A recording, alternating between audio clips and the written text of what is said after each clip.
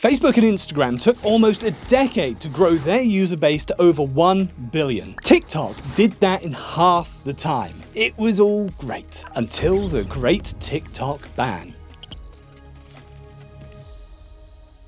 Okay, yeah, I made that name up, but it's certainly the beginning of something that sounds like a historical event, right? Why is TikTok getting banned by so many countries? So far, only a few places completely got rid of TikTok. Most of them banned or restricted the use of TikTok on government devices. And now it's the US's turn to freak out about it. Not that long ago, the US House of Representatives passed a bill that pushes the TikTok parent company to back out and de-invest. Failure to do that would result in a nationwide TikTok ban. Of course, to become a law, it still has to be approved by the Senate and the President. But this isn't the first US move against the app. They tried to ban the app back in 2020. And remember when they invited the TikTok CEO to testify before the Congress committee? Of what nation are you a citizen? Singapore.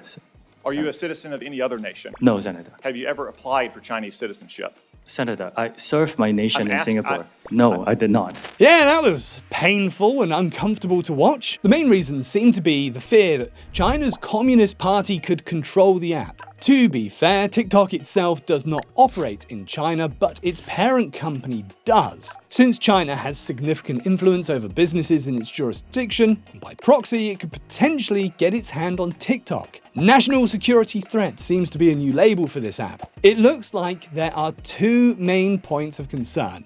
Point A, potential propaganda, given that the US TikTok user base is huge. China could pressure the company to shape what their users see, and this could be both content censorship and propaganda, and the officials fear that this could influence US elections. Alright, I am not sure how many of them have actually seen any TikTok content, but I'm pretty doubtful that strawberries and chocolate would greatly influence who you vote for. Maybe I'm just on the wrong side of TikTok. Anyways, point B is data collection.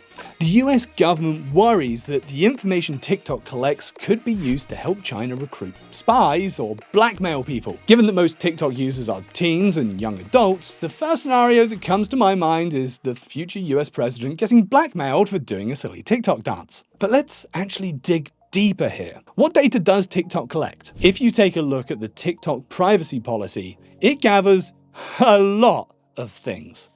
Not just your sign-up info or what content you watch. TikTok also collects all the messages you send or receive in the app. If you sync your phone contacts, they'll also get that info as well. Then there's your device's info collection, IP addresses, and with that your location. If you think about the scale of it all, with over 1 billion users, TikTok privacy concerns start to sound pretty reasonable, don't they? And there's more. Well, allegedly, TikTok has also faced backlash over keylogging. Basically, if you use the in-app browser, TikTok could potentially record every single thing that you type in there, from passwords to credit card information. That said, there's no real evidence to support this. There's also the claim TikTok collects data even when you're not using the app, by embedding trackers on third-party websites. And while this one seems to be true, here's the thing.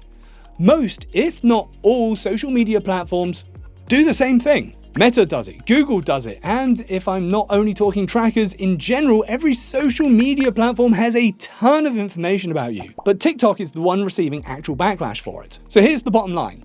Yes, TikTok collects data. Yes, it's a lot of data. But is it illegal or unique to this app? Not at all. The concerns of TikTok collecting data or questioning is TikTok safe should be directed to all social media platforms. After all, they are the windows to our lives, and absolute data treasure troves. In the end, being mindful of this is the only way to evade social media threats.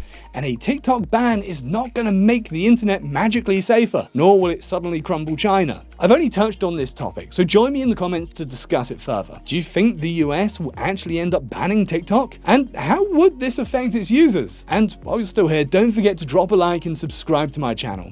Thanks so much. I'll see you in the next one.